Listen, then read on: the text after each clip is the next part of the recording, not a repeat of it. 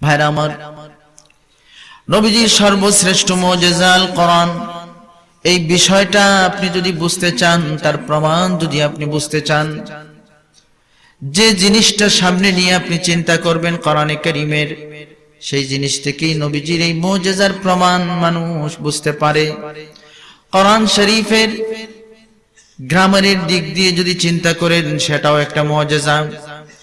কোরআন শরীফের বালাগাত অলংকার শাস্ত্র যদি নিয়ে গবেষণা করা হয়, দেখা যাবে এটাও একটা মুজিজা।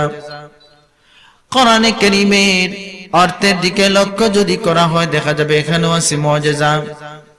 কোরআনে কারীমের চ্যালেঞ্জগুলোর দিকে যদি লক্ষ্য করা যায়, দেখা যাবে এটাও একটা মুজিজা।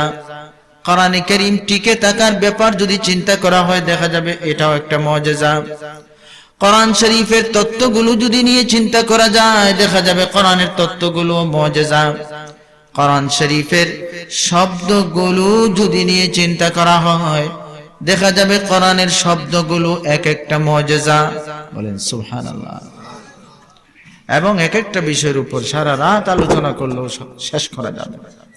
যেমন মনে করুন, কোরআনের শব্দগুলো নিয়ে যদি আপনি চিন্তা করেন, ও ভাই আমার, আজকে ঠান্ডা রাত, আল্লাহ তাআলা কোরআনে কারীমের মধ্যে ঠান্ডার আলোচনা করেছেন, কিন্তু এমন ভাবে মিলিয়ে মিলিয়ে আল্লাহ আলোচনা করলেন, যেমন ঠান্ডার আলোচনা কোরআনে কারীমে 5 বার করেছেন। এর বিপরীত গরমের আলোচনাও আল্লাহ 5 বারই করেছেন। সুবহানাল্লাহ, কিভাবে মিলিয়ে বলেছেন। ভাইরা আমার, রব্বুল আলামিন এইভাবে শুধু এক জায়গায় নয়, বিভিন্ন বিষয়, যেমন মনে করুন আমরা বলি ইহকাল পরকাল, দুনিয়া এবং আখিরাত।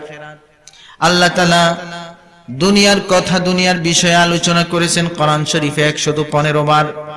আখিরাতের আলোচনাও আল্লাহ 115 বারই করেছেন। সুবহানাল্লাহ। আমরা বলি হায়াত মাউত, জীবন মৃত্যু, জীবনের আলোচনা আল্লাহ রাব্বুল আলামিন কোরআনে কারীমে 145 বার করেছেন।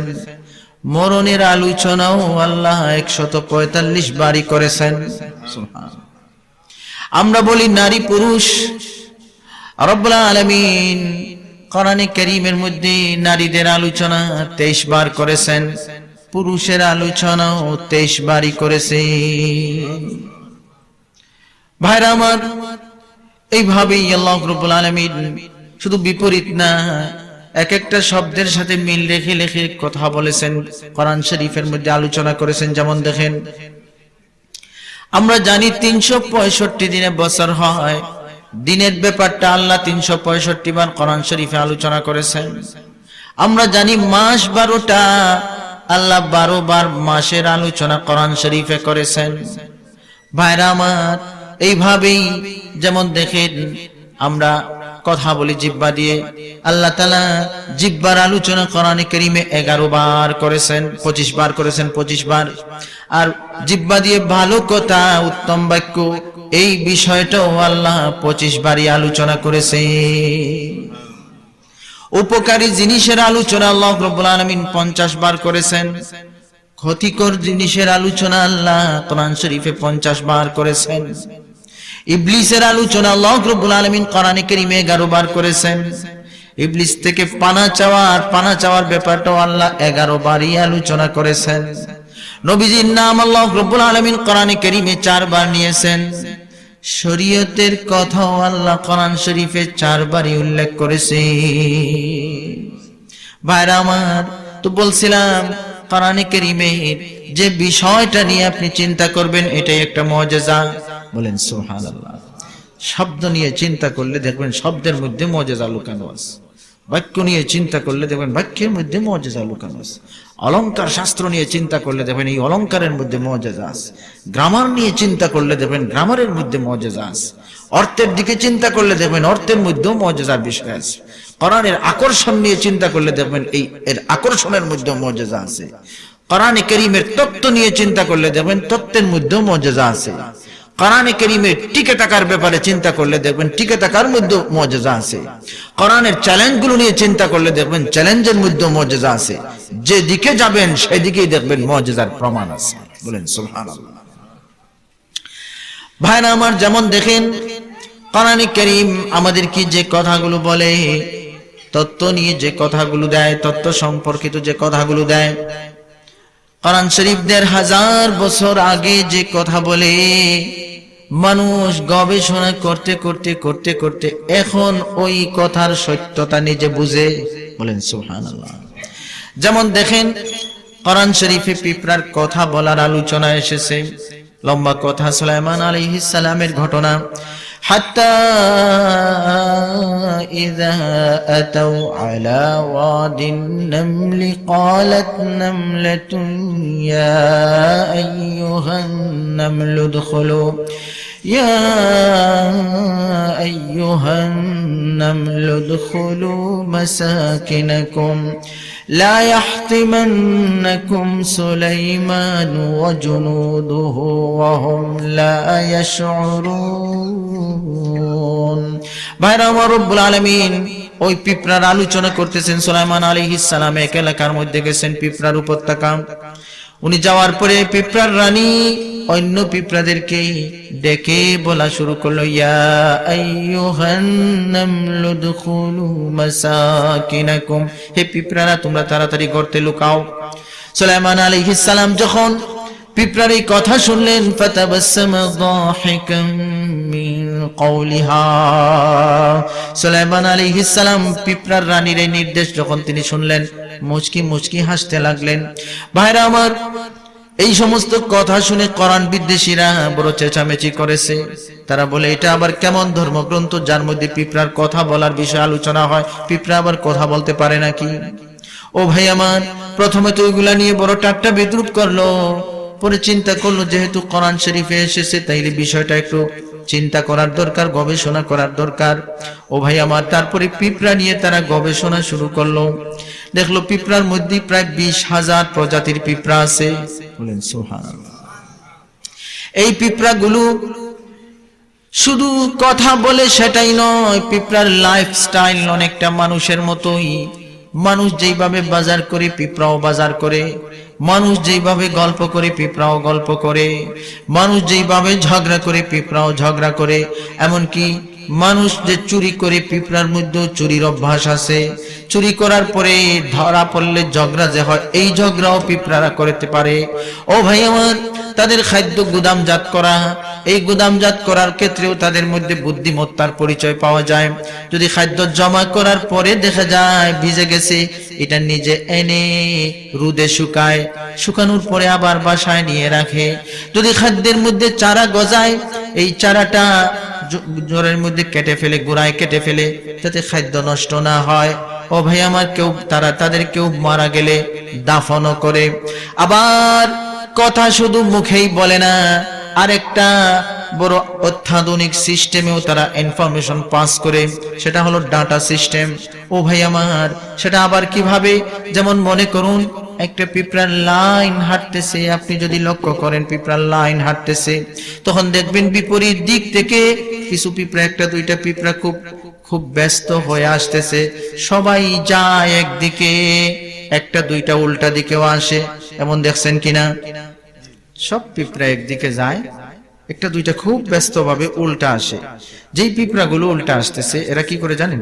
এরা মাঝে মধ্যে ওইদিকে জানেওয়ালা পিঁপড়ার মুখে মুখ লাগায়, একটু পর পর একটা মুখ লাগায়, আবার যায়, আবার মুখ লাগায়, আবার যায়। এমন করে না? দেখছেন আপনারা? পিঁপড়া দেখার তো টাইম নেই এখন, তো পিঁপড়াগুলো ইগনোর করে। ও ভাই আমার, এই যে উল্টা বিপরীত দিক থেকে পিঁপড়া আসলো, মুখ লাগায়, আসলে কি করে জানেন? এক ধরনের রাসায়নিক দ্রব্য আরেকটার মুখের মধ্যে লাগাইয়া দেয়। যেই রাসায়নিক এনজাইমের মধ্যে ইনফরমেশন থাকে, ওই জায়গায় এমন খাদ্য আছে, ওইখানে এইভাবে গিয়ে পৌঁছতে হবে, এই ইনফরমেশনটা সে ওই পিঁপড়ার মুখে দিয়ে যায়। আর ওই পিঁপড়াটা ওই রাসায়নিক এনজাইমকে অ্যানালাইসিস করে ইনফরমেশন বুঝতে পারে, সেই অনুযায়ী তার জায়গায় গিয়ে পৌঁছতে পারে। বলেন সুবহানাল্লাহ। আপনারা চিন্তা করবেন পিঁপড়ায় মানুষের চেয়ে উন্নত প্রযুক্তিতে তারা ডাটা ট্রান্সফারের মাধ্যমে ইনফরমেশন পাস করে। ও ভাই আমার, আমেরিকার নেব্রাস্কা লিঙ্কন ইউনিভার্সিটির প্রফেসর স্টিফেন কে, এই লোকটা 2013 সালে আমেরিকার সায়েন্স ম্যাগাজিনের মধ্যে এই রিপোর্টগুলো তুলে ধরেছে যে এই পিঁপড়াগুলো পরস্পরে কথা বলে। বলেন সুবহানাল্লাহ। তো আমি বলছিলাম কোরআন শরীফ যে তত্ত্ব দেয়, প্রথমে মানুষ এটা বুঝতে না পারলেও যখন এগুলো নিয়ে গবেষণা করে তখন দেখে না কোরআনের কথাই তো সত্য।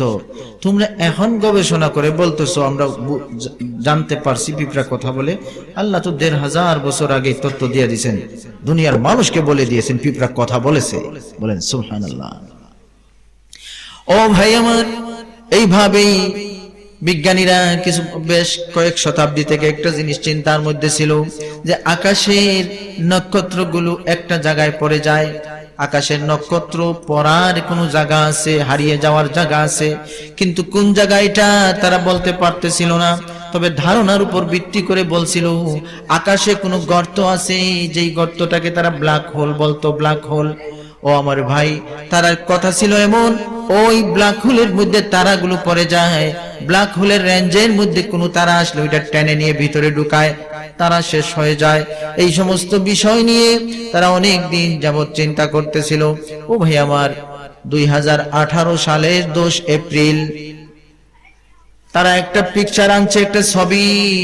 পৃথিবী থেকে প্রায় 5,37,00,000 লাইট ইয়ার দূরের ছবিটা 200 বিজ্ঞানী 200 বছর কষ্ট করে গবেষণা করে এই পিকচারটা তারা আনলো।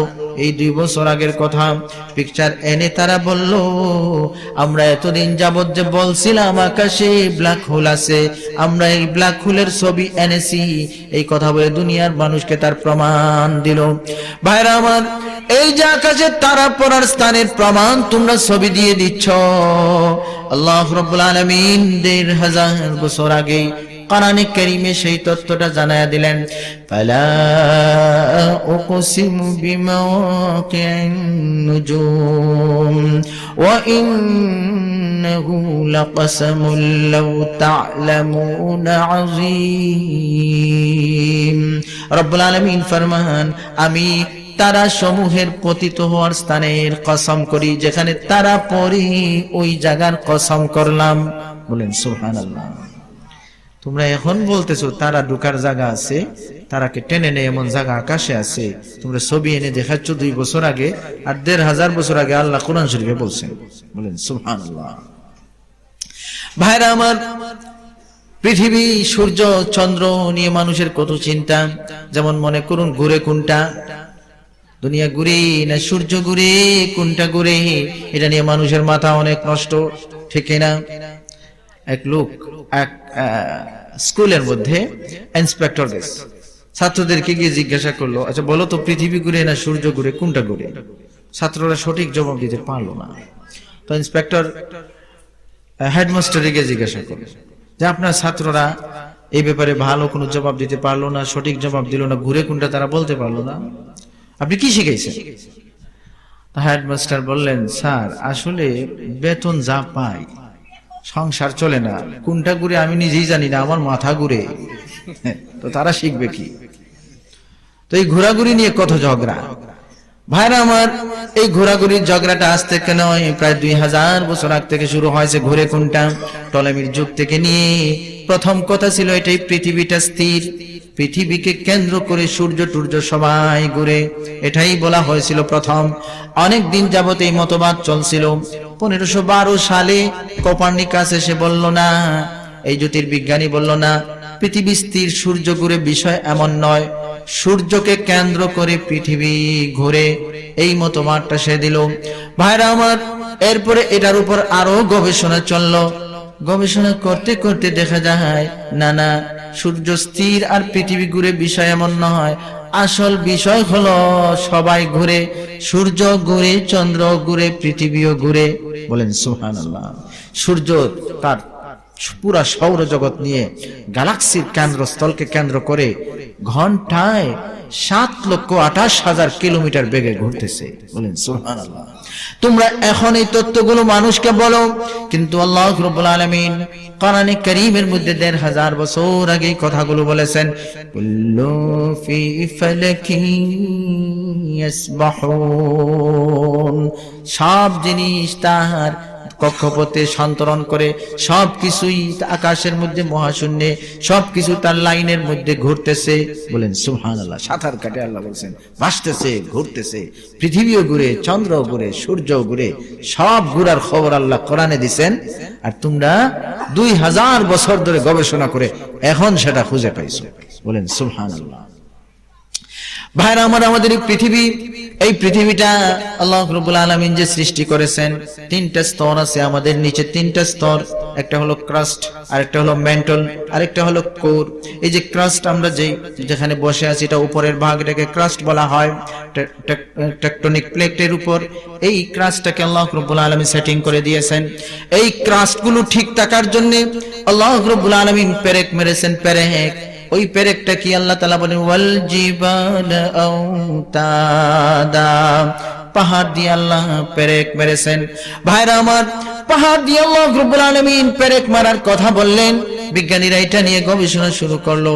ও আমার ভাই, ওই আমেরিকার কেনেডি, প্রেসিডেন্ট কেনেডি বিজ্ঞান বিষয়ক উপদেষ্টা, এই ফ্রাঙ্ক প্রেস নামক এক ব্যক্তি, ওই বিজ্ঞানী একটা বই লিখেছে, দ্য আর্থ। এই বইয়ের মধ্যে সে গবেষণা করে যে কথাটা বলেছে সেটা হলো, পাহাড় যতটুকু দেখা যায় উপরে, তার চেয়ে 10-12 গুণ নিচে পাহাড়ের অংশ থাকে। বলেন সুবহানাল্লাহ। অনেক গুণ নিচে থাকে। যেমন হিমালয় পাহাড়, এই পর্বতটা উপরে 9 মাইল, তারা বলতেছে এই পাহাড়ের নিচে হলো প্রায় 125 মাইল হবে। বলেন সুবহানাল্লাহ। আরো বেশি হতে, 10-12 গুণ আরো বেশি হতে থাকে। তো এই যে পেরেক, আল্লাহ বলছেন পেরেকের উপরে কম থাকে, নিচে বেশি থাকে।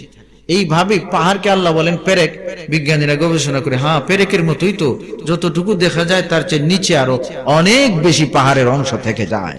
আল্লাহ পাহাড় দিয়ে দুনিয়াটাকে একদম স্থির করে দিয়েছেন। বলেন সুবহানাল্লাহ। তো আমি বলছিলাম, এটাই তোমরা এখন গবেষণা করে তত্ত্ব বলো, আল্লাহ অনেক আগে কোরআন শরীফে এই সমস্ত বিষয় মানুষকে জানাইয়া দিয়েছেন। বলেন সুবহানাল্লাহ। যাই হোক ভাই, আমার রাত অনেক হয়ে যাচ্ছে, আমি সংক্ষেপে কথাগুলো বলতে চাই। তো আমার কথার সারাংশটা কি? আমার প্রথম কথা ছিল এটাই যে কোরআন হলো, কোরআন কেমন কিতাব, কোরআনে কারীম কেমন কিতাব।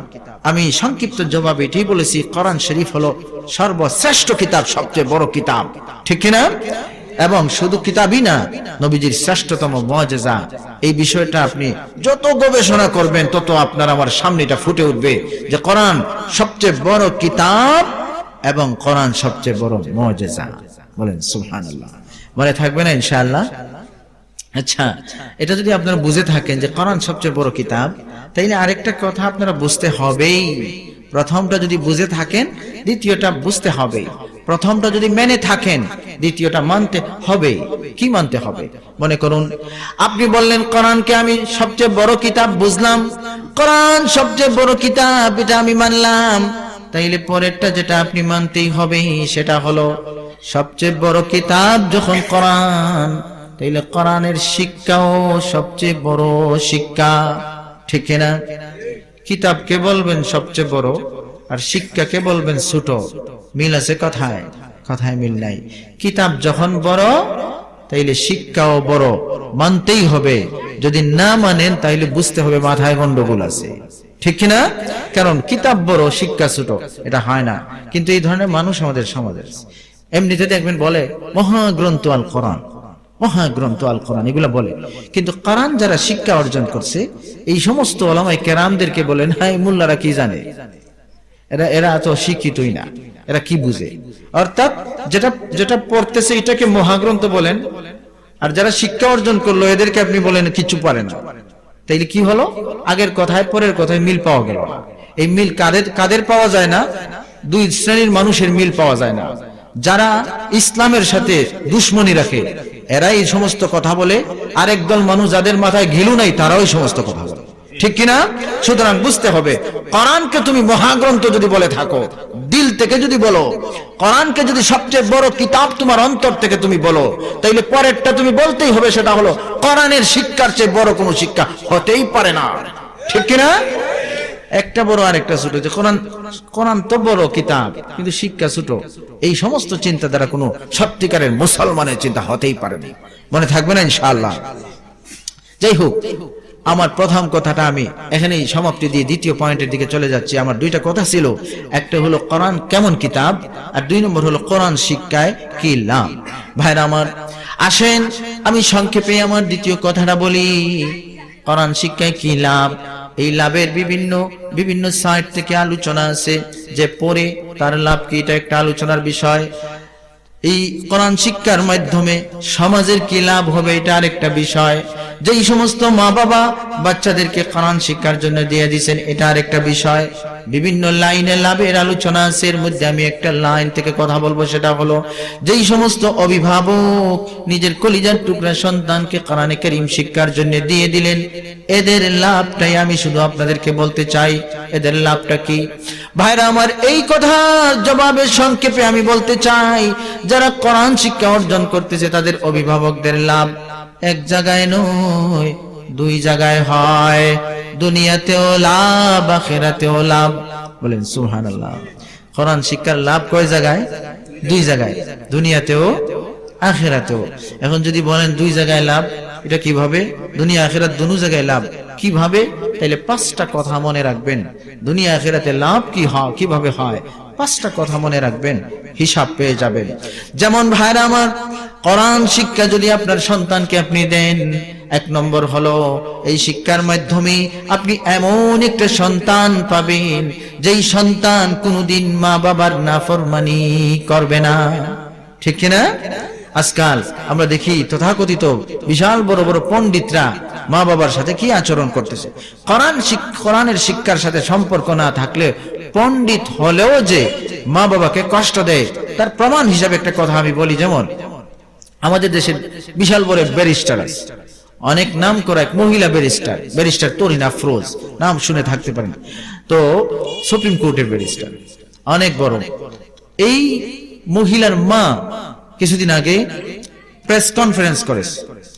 এই মহিলার মা সাংবাদিক সম্মেলনের মধ্যে যে কথা বলেছেন, সেটা হলো ওনার স্বামী যখন মারা গেলেন, এই মহিলার স্বামী যখন মারা গেলেন, তো এই মারা যাওয়ার 18 দিন পরেই ব্যারিস্টার মেয়ে মাকে বাসা থেকে বের করে দিয়েছে।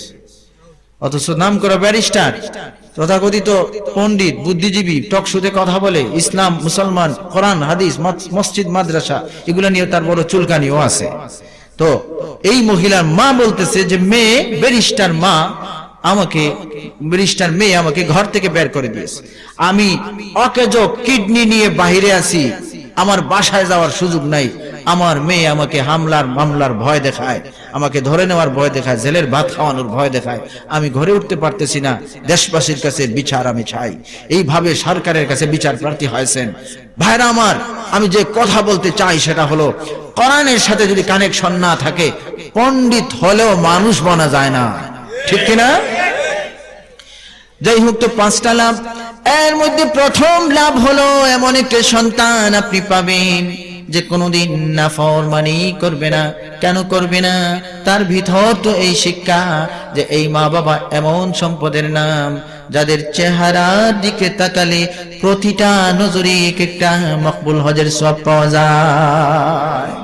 ভাইরা আমার, এমন চিন্তা থাকার কারণেই সে গালাগালি করবে দূরের কথা, মারামারি করবে দূরের কথা, ধমক দিবে দূরের কথা, লাল চুপ করেও তাকাবে না, বরং তার নজরটা এমন হবে প্রতিটা নজরে যাতে হজের সওয়াব লাভ হয়।